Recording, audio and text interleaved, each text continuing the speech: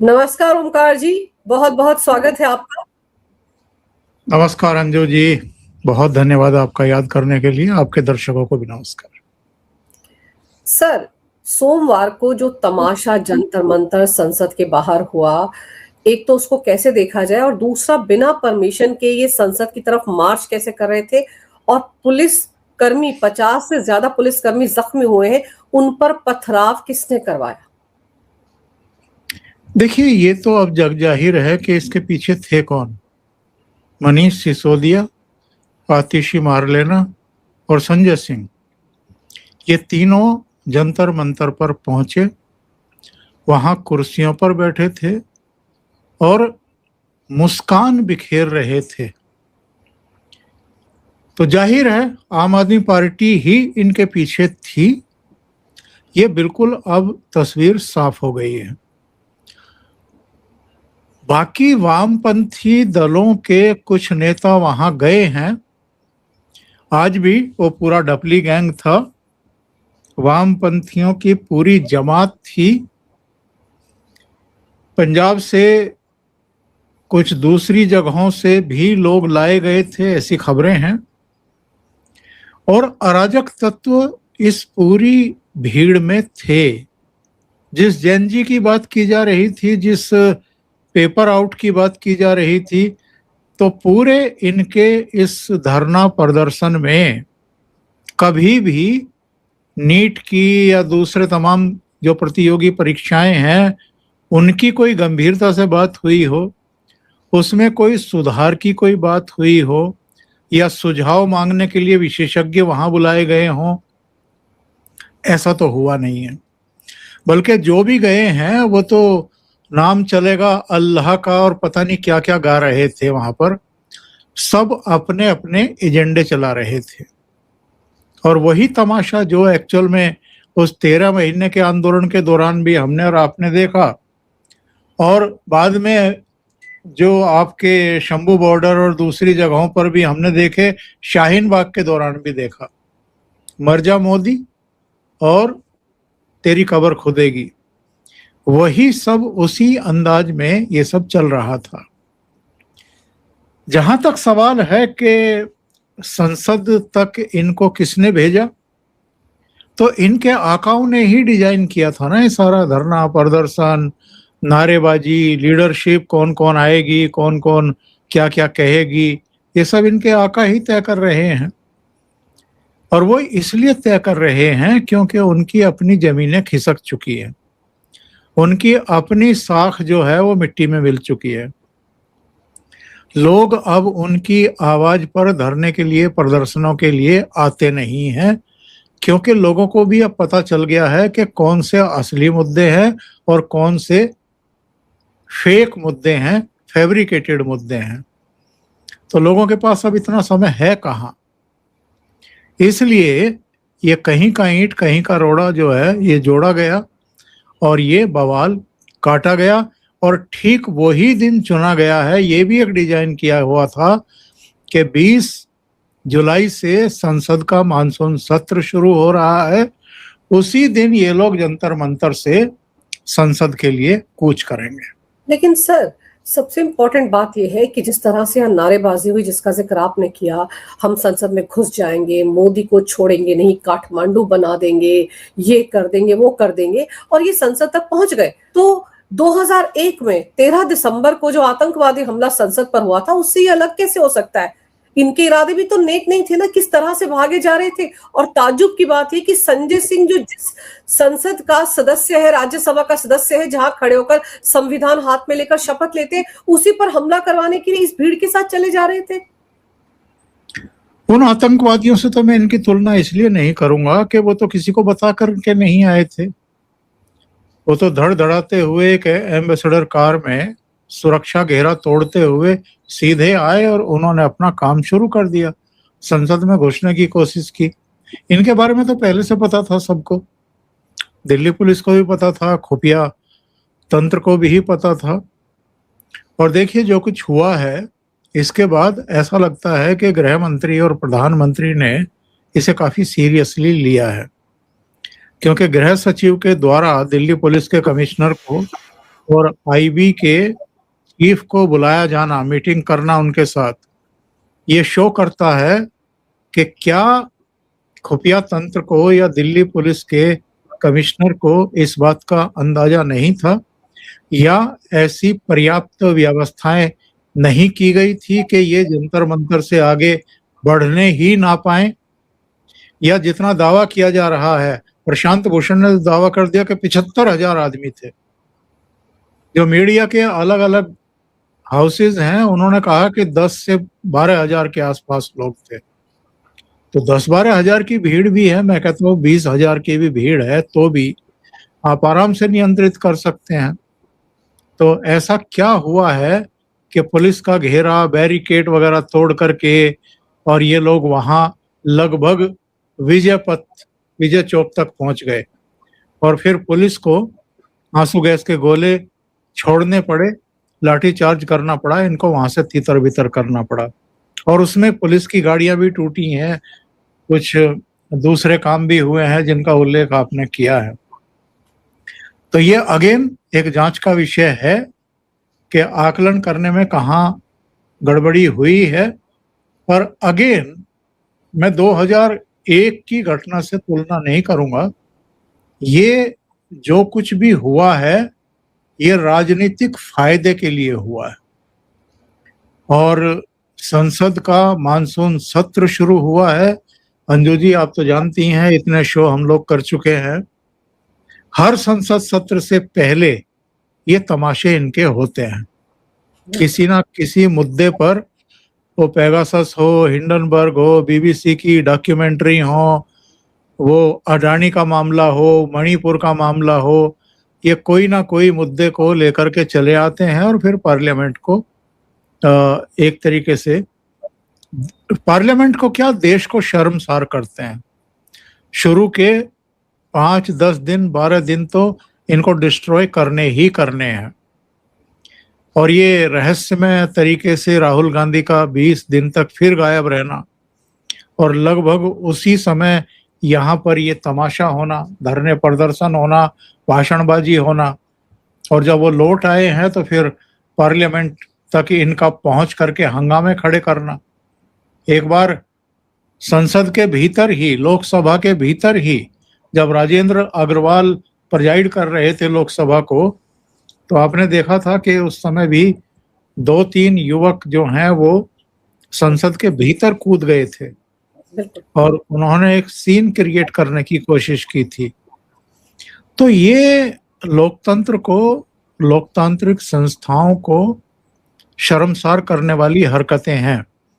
ऐसे इनको ये लगता होगा कि भाई हम गवर्नमेंट को किसी तरह की तकलीफ दे रहे हैं, तो मुझे लगता है कि गवर्नमेंट की तो छवि तभी खराब हो सकती है जब वो खुद कोई गलत काम करे। जो लगातार उनको जनादेश मिल रहे हैं, राज्य दर राज्य जीत मिल रही है, और विपक्ष के इन तमाम तमाशों के बावजूद, सीन क्रिएट करने के बावजूद उनको लगातार विफलता मिलती जा रही है, तो इससे भी अगर वो सबक सीखने को तैयार नहीं है तो फिर क्या किया जा सकता है। और सर जैसे आप कह रहे हैं ना कि कैसे पहुंच गए संसद भवन तक, ये आंकलन करने में कहीं चूक हुई हो। आप सोचिए सचिवालय का मेट्रो स्टेशन खुला था, उसके बाद में दरवाजे बंद किए गए जब ये भीड़ वहां पहुंची, फिर ऐसे राजीव गांधी चौक वाला मेट्रो स्टेशन, ये सब तो मेरे ख्याल से 24 घंटे पहले ही बंद हो जाने चाहिए थे सर। ये लोग वहां से भी तो पहुंचे ना, और कहां निकल के आए बाहर, तो कहीं कोई चूक तो हुई। लेकिन सर अब तो पूरी तरह से साफ हो गया जंतर मंतर, इनका जो मंच लगा था वो ताम तमोड़ा सारा का सारा दिल्ली पुलिस ने हटा दिया है। लेकिन इसके बावजूद वांगचुक कह रहे हैं मेरा धरना तो, मेरा अनशन तो जारी है। तो अब क्या मतलब है, जबकि नड्डा के साथ भी 2 इनके नुमाइंदे जाकर मिलकर भी आए। देखिए, तमाशा करने वालों को कौन रोक सकता है, और दूसरे यहाँ के ही आकाओं को थोड़ा जबान दे रखी होगी। बाहर भी तो बहुत लोग बैठे हैं, उनसे क्या क्या करार हो रखे हैं तो ये तो किसी को नहीं पता है। तो ये सब चीजें अब जांच का विषय हैं, एजेंसियां जांच पड़ताल करेंगी। लेकिन अगेन मैं ये कहूंगा कि देखिए, लोकतंत्र में धरनों का, प्रदर्शनों का, विरोध प्रदर्शनों का लेकिन शांतिपूर्ण तरीके से। इन सब का हक है आपको। विभिन्न मुद्दों पर आप अपनी बात कह सकते हैं, कहने के तरीके अलग अलग हो सकते हैं, लेकिन कानून आप हाथ में लें, पुलिस पर आप पथराव करें, पुलिस को अपना टारगेट बनाएं, जो संवैधानिक संस्थाएं हैं उनको, उनकी गरिमा, उनकी मर्यादा का हनन करें, उनको अपमानित करने की कोशिश करें, ये कोई स्वीकार नहीं कर सकता है। सर, जिन लोगों ने इनको भड़काया, जिस तरह की भाषणबाजी वहां पर हो रही थी, योगेंद्र यादव क्या कह रहे थे, प्रशांत भूषण क्या कह रहा था, वो फिल्म स्टार कितने वहां पहुंच रहे थे, और जब सुबह ये इन्होंने अपना मार्च स्टार्ट किया तब तो सारे के सारे गायब हो चुके थे, कोई वहां नजर नहीं आ रहा था। अब तो वो अभिजीत दीप के वो शोर मचा रहा था, उसके चंगू शोर मचा रहे थे कि उसको तो पुलिस उठा कर लेगी, कुछ नहीं हुआ। अब सोचिए कि किस तरह से सोशल मीडिया का इन्होंने किस तरह का इस्तेमाल किया अफवाहें फैलाने के लिए। तो अब जब पुलिस की कार्रवाई आगे बढ़ेगी, आपको लगता है कि वो जो वीडियो सर्कुलेट हो रहे हैं उनमें चेहरे तो दिख रहे हैं ना, कौन पत्थर फेंक रहा है, उनको भी तो डिजिटली कैप्चर किया जा सकता है ना सर, उनकी शिनाख्त करके। नहीं, वो तो दिल्ली पुलिस कर ही रही होगी, ये तो हम मान करके चले। हम ऐसा क्यों मानते हैं कि दिल्ली पुलिस के पास सीसीटीवी फुटेज नहीं होगी और अब तक कोई कार्रवाई उसने नहीं की होगी। अब तक तो बहुतों को उठा चुकी होगी, वो पूछताछ हो रही होगी और इनके आकाओं के बारे में भी पूछताछ चल ही रही होगी, इंट्रोगेशन चल रहे होंगे, गंभीर धाराओं में मुकदमे भी दर्ज कराए गए होंगे, किए जा रहे होंगे, क्योंकि एक दिन की परमिशन इनको मिली थी जंतर मंतर पर धरना प्रदर्शन के लिए, इन्होंने उसको कंटिन्यू कर दिया। पुलिस के कहने के बावजूद इन लोगों ने वहां से हटने से इनकार कर दिया। फिर बिना परमिशन के ही सोनम वांगचुक और कुछ एसएफआई और कुछ दूसरे संगठनों की लड़कियों ने और लड़कों ने वहां उपवास और आमरण अनशन शुरू कर दिया। ये भी गैर कानूनी है। तो ये तो कार्रवाई अपने आप में होगी ही, लेकिन मैं इससे बड़ी बात करना चाहता हूं, आगे की बात करना चाहता हूं। ये जितने भी चेहरे आपने नाम लिए हैं, प्रशांत भूषण, योगेंद्र यादव, अरुंधति राय, सागरिका घोष, महुआ मोइत्रा, शबाना हो, तमाम लोग, इनकी विचारधारा क्या है, ये चाहते क्या हैं, इनसे तो हम सब परिचित हैं, सरकार भी परिचित है, दिल्ली पुलिस को भी पता है इनके मूल कैरेक्टर के बारे में कि ये एक्चुअल में किस तरह की विचारधारा के लोग हैं और ये किस तरह की गतिविधियों में लिप्त रहे हैं, कैसे कैसे लोगों के लिए लड़ते रहे हैं। नक्सलियों पर कार्रवाई होती है तो इनके पेट में दर्द होता है, आतंकवादियों के खिलाफ कार्रवाई होती है जो खून बहाते रहे हैं, दोनों ही, नक्सलवादी भी और आतंकवादी भी। अलगाववादियों पर जब मुश्कें कसी जाती हैं, दंगाइयों पर, शर्जिल इमाम, उमर खालिद पर, ताहिर हुसैन पर, तो इनको परेशानी हो जाती है। इनके बारे में सबको पता है, तो इनको ज़्यादा सीरियसली लेने की ज़रूरत नहीं है, क्योंकि ये तो सुप्रीम कोर्ट तक में जाके खड़े होकर के वकालत करने लगते हैं, प्रशांत भूषण वगैरह और कई दूसरे लोग। इनको मोटी फीस चाहिए, ये किसी के लिए भी जाकर के वहाँ वकालत करेंगे और लॉबिंग करेंगे अगर हो सका तो। मेन बात ये है कि इस तरह के जो धरने, प्रदर्शन, बवाल और ये जो मौके दिए जाते हैं किन्हीं अलगाववादी और देश विरोधी संगठनों को, इस पर बहुत गहन मंथन करने की जरूरत है, चिंतन करने की जरूरत है कि ऐसे लोगों को हम कंटिन्यू क्यों होने दें, क्यों करने दें।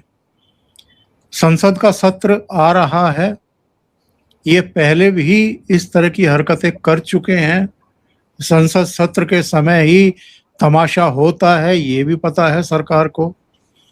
तो संसद सत्र आने तक इनके धरने प्रदर्शन को कंटिन्यू क्यों होने दिया गया, इनको पहले ही यहाँ से क्यों नहीं हटाया गया। ये तो एक रात के बल्कि कुछ घंटों का काम था।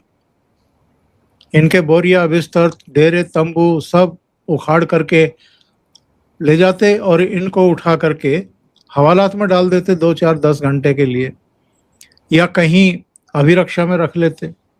तमाशे होते, इकोसिस्टम करता, देशी विदेशी संगठन भी करते, हो सकता है ये हाई कोर्ट सुप्रीम कोर्ट तक भी जाते। तो लेकिन जो आज हुआ है इससे तो आप बच सकते थे ना। तो ये चीजें हैं। दूसरा पक्ष अगर हम देखें तो दूसरा पक्ष इसका ये भी है, देखिए इन्होंने ये सोच करके ये धरना प्रदर्शन डिजाइन किया था या करवाया गया था कि 5 जुलाई का बड़ा हल्ला था मीडिया में कि 5 जुलाई की तारीख प्रधानमंत्री नरेंद्र मोदी के पास है। इससे पहले वो खाड़ी के और कुछ पश्चिम के देशों की यात्रा पर थे। 5 जुलाई के बाद उनको इंडोनेशिया, ऑस्ट्रेलिया, न्यूजीलैंड वगैरह जाना था। तो 5 जुलाई को मंत्रिमंडल का विस्तार हो जाएगा। तो इन लोगों को लगता होगा कि धर्मेंद्र प्रधान की तो छुट्टी हो ही जाएगी 5 जुलाई को, तब तक चलो भूखे नंगे जैसे भी है रह लेंगे, इतने दिन तो काट लेंगे। लेकिन मोदी और शाह दोनों ही सरप्राइज देने के लिए बड़े जाने जाते हैं। और जब मीडिया ने लिस्ट भी निकाल दी कि 9 ये चेहरे हो सकते हैं नए और ये 6 मंत्री हो सकते हैं, इंक्लूडिंग निर्मला सीतारमण, हरदीप सिंह पुरी और पता नहीं कौन कौन। और मीडिया ने अपने रिजर्व बैंक के पुराने गवर्नर को नया वित्त मंत्री बनवा दिया था, दास साहब को। तो सारे काम जब उन्होंने कर दिए तो फिर मोदी शाह ने सोचा कि ये मानसून सत्र कर लेते हैं पहले, तब तक जरा इनका भी दम निकल जाएगा, इनकी भी हैकड़ी निकल जाएगी और मीडिया को भी पता लग जाएगा कि वो जो अटकलबाजी 2013-14 से लगाते आ रहे हैं, हर बार मुंह की खाते हैं, इस बार भी इनका सुपड़ा साफ करो। तो उन्होंने अपने ही पुराने रंग दिखाते हुए मंत्रिमंडल का विस्तार टाल दिया। वरना ये देखिए इतने पेपर आउट हुए हैं, इतने पेपर लीक हुए हैं, ये किसी भी सरकार को, किसी भी सिस्टम को शर्मिंदा करने की बात है। कोई तो जिम्मेदारी लेगा ना। जो परीक्षा कराने वाला तंत्र है, चलो आपने उसके डायरेक्टर को हटा दिया, सचिव को हटा दिया, कुछ लोगों के ट्रांसफर कर दिए, लेकिन अगर आप देख रहे हैं कि इससे रोष फैल रहा है, सवाल खड़े हो रहे हैं, तो मंत्री का विभाग बदलने में क्या परेशानी है या उनको हटाने में ही क्या परेशानी है। एक लोकप्रिय सरकार, एक संवेदनशील सरकार वही होती है जो जनमानस में उभर रहे आक्रोश को रोकने के लिए तत्काल उपाय करे। किसी भी चीज को अपनी नाक का सवाल नहीं बनाना चाहिए, किसी भी गवर्नमेंट को, किसी भी प्रधानमंत्री को या गृह मंत्री को। तो ये हो जाना चाहिए था। लेकिन जब ये तमाशे शुरू करवा दिए गए यहाँ जंतर मंतर पर, और जिस तरह जैन जी डकारना शुरू किया राहुल गांधी से लेकर के केजरीवाल तक ने, तो फिर सरकार ने कहा, या प्रधानमंत्री मोदी और गृह मंत्री अमित शाह ने कहा कि ठीक है, फिर आ जाओ, देखते हैं। और अब देखो ना कि कैसे इनका बोरिया बिस्तर बांधा है। कुछ ही तो घंटे लगे हैं इनको तमाशा करने के बाद। कहाँ है अब ये सारे के सारे जो वहां तमाशा किया हुआ था। वो जुनैद 3 टाइम क्या 5 टाइम इनको खाना खिला रहा था, केले से लेकर के खीर तक, और पता नहीं क्या क्या मंगवा करके बंटवा रहा था यहाँ पर। तो कहाँ चले गए ये? तो वो एक, हाँ नहीं, कहाँ से नजर आएंगे अब? अभी तो आप देखना, कल तक सारी खबरें आ जाएंगी, कितने मुकदमे कायम हुए हैं, किस पर क्या क्या गंभीर धाराएं लगी हैं। अब तो ये मुंह छिपाते फिरेंगे।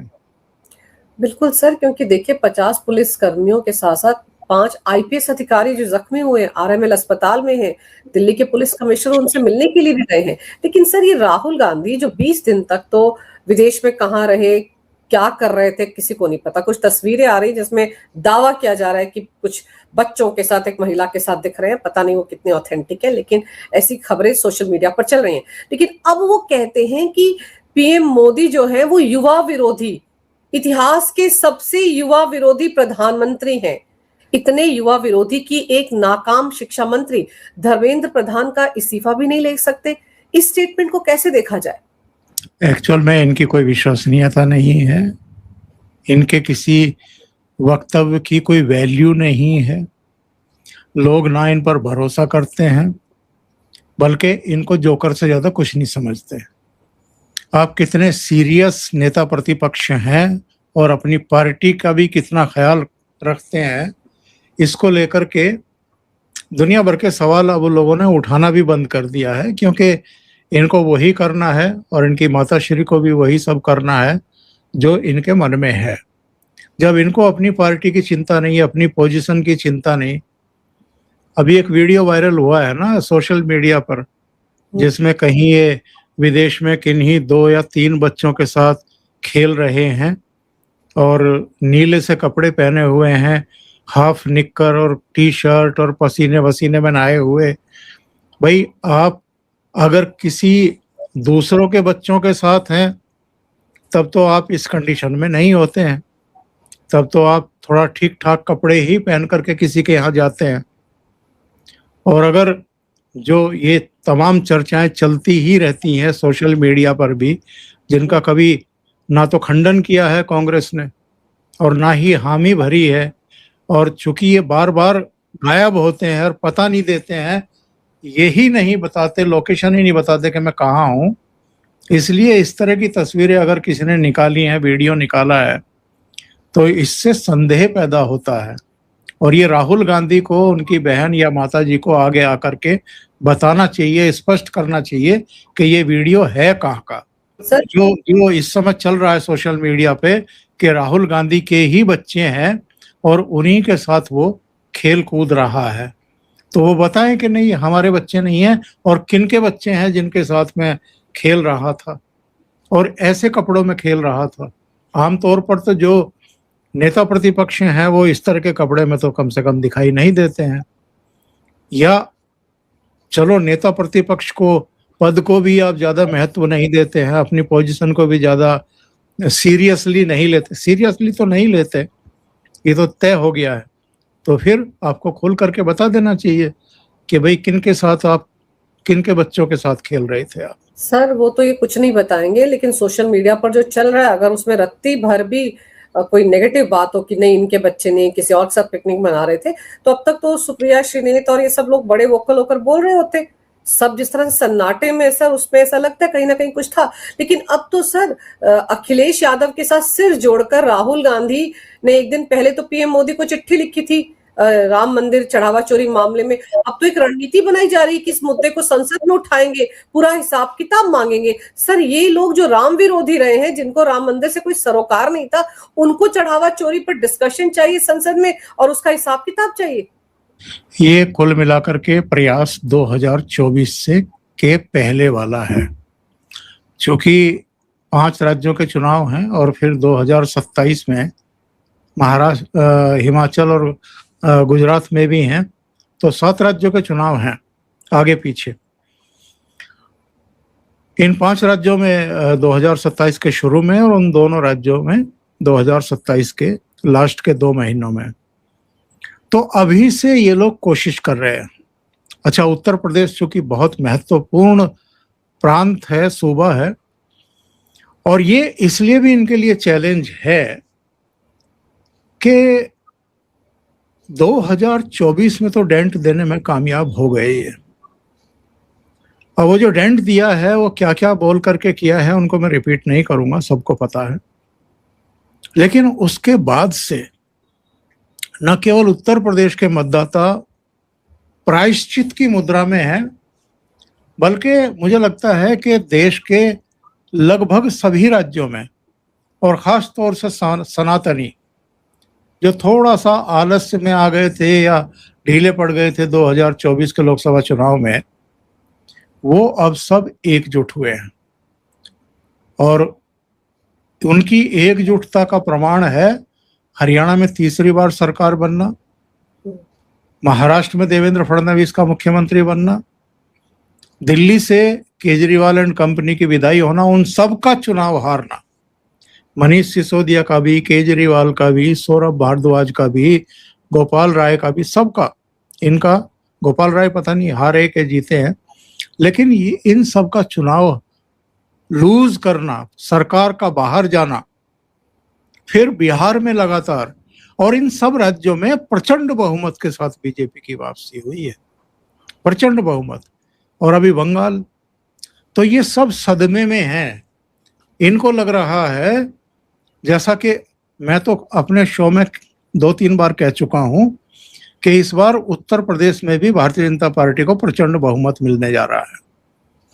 जिस तरह का एक वातावरण बन गया है, जिस तरह की हवा इस समय, और सनातनियों की जो एकजुटता और सजगता है, कोई रोक नहीं सकता है।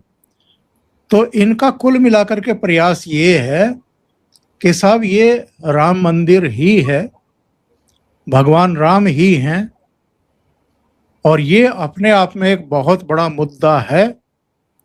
तो इसी को तूल दो, और इसी को तूल दे करके भारतीय जनता पार्टी को बदनाम भी करो, बैकफुट पर भी धकेल दो, और फिर से 2024 के लोकसभा चुनाव से पहले की तरह हिंदुओं को जातियों में किसी तरीके से विभक्त कर दो, हिंदुओं में दरार पैदा करो, हिंदुओं में ऐसे लोगों का एक पूरा तबका तैयार करो जिनके मन में यह बैठा दिया जाए कि राम मंदिर के चढ़ावे तक में चोरी हो रही है, और इस चोरी में कोई और नहीं, भारतीय जनता पार्टी शामिल है। यही तो मुहिम चल रही है इस समय। बिल्कुल।